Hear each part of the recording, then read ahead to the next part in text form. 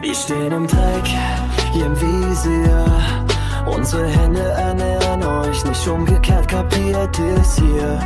Ihr tretet nach unten, weil's so einfach ist. Hand tief ins Gesicht, damit man kein Gewissen sieht. Traktoren sind laut als Parolen. Ihr wollt Ordnung, wir wollen endlich gehört werden. Ihr nennt es Gesetz, wir nennen es Schlagstock. Wer Angst vor Kritik hat, greift schneller zum Macht.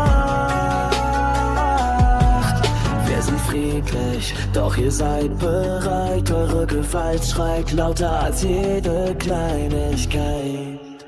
Eure Macht ist nicht unsere.